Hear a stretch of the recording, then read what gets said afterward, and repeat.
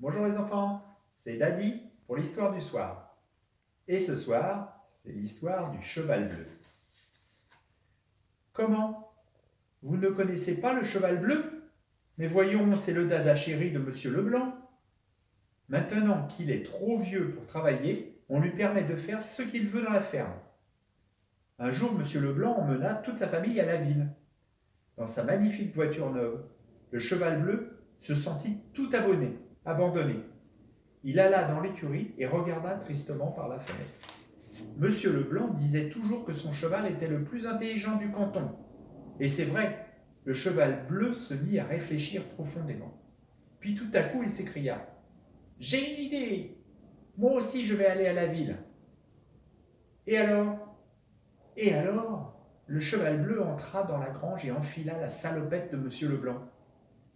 Il faut bien s'habiller quand on va à la ville. Et se chausser, n'est-ce pas? On ne peut pas se promener pieds nus dans les rues. Il chaussa donc les vieilles bottes de Monsieur Leblanc. Hop et hop! Il n'y a pas à dire, rien n'est plus élégant que des bottes de cavalerie. Madame Leblanc aurait-elle laissé partir Monsieur Leblanc sans rien sur la tête? Non. Voilà pourquoi le cheval bleu coiffa la sienne d'un chapeau de paille.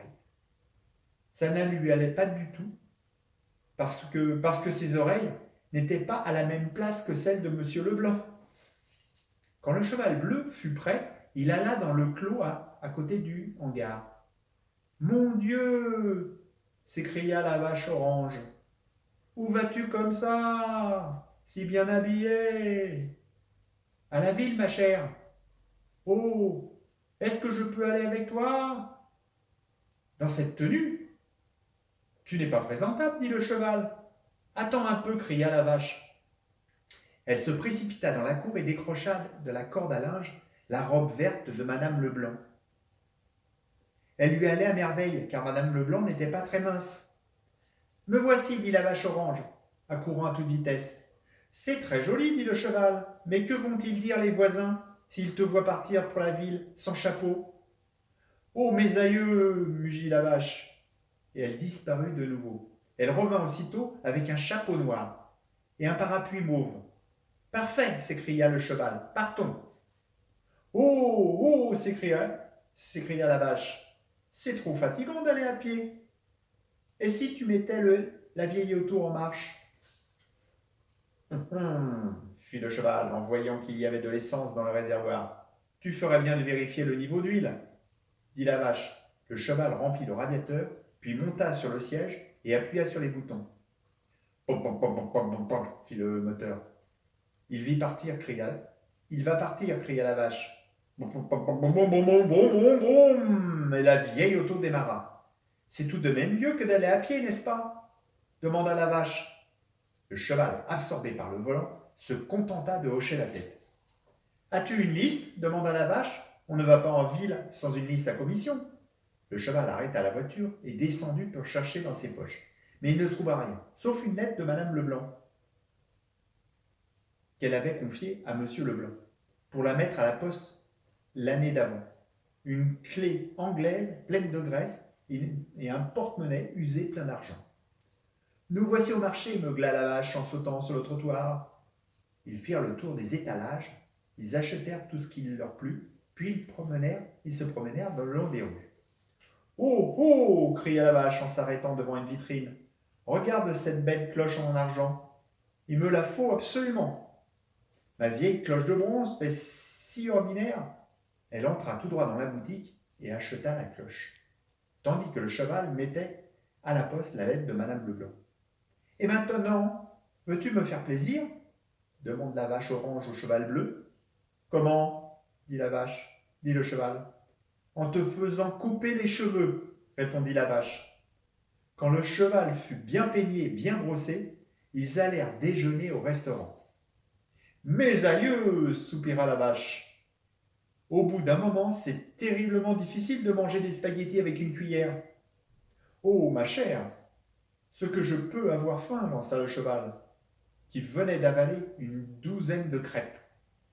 Ding dong, ding dong, ding dong, sonna la grosse cloche du clocher. 4 heures, s'écria la vache. Dépêchons-nous, je vais être en retard pour la traite. En arrivant près de la vieille auto, ils s'aperçurent qu'elle avait un pneu dégonflé. Le cheval démonta la roue. Il n'y a pas de pompe, dit la vache. Passe-moi la chambre à air, je parie que je vais la gonfler, dit le cheval. Et il se mit à souffler très fort. Assez, assez, beugla la vache. Tu vas la faire éclater. Remets tout ça en place et partons. Sur la route de la ferme, la vache cria tout à coup. Regarde, les voilà.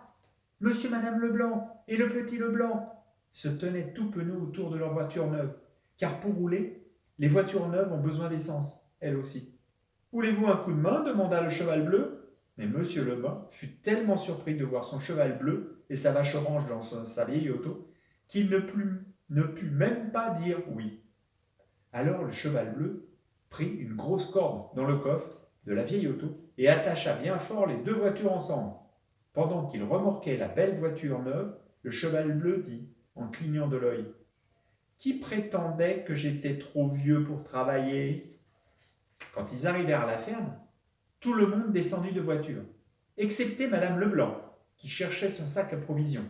« Il n'est pas là, dit Monsieur Leblanc. Où diable avons-nous oublié ?»« Ne vous tourmentez pas, dit le cheval bleu. Regardez ce que nous avons acheté au marché. » La vache orange et le cheval bleu sortirent de leur panier un sac de farine, une douzaine d'oranges, une botte d'oignons, un tube de pâte de dentifrice, un livre de petits clous, une livre de petits clous, une poupée en caoutchouc pour Annie, un ballon pour Félix, 3 biberons pour le bébé et un chapeau rouge pour Madame Leblanc.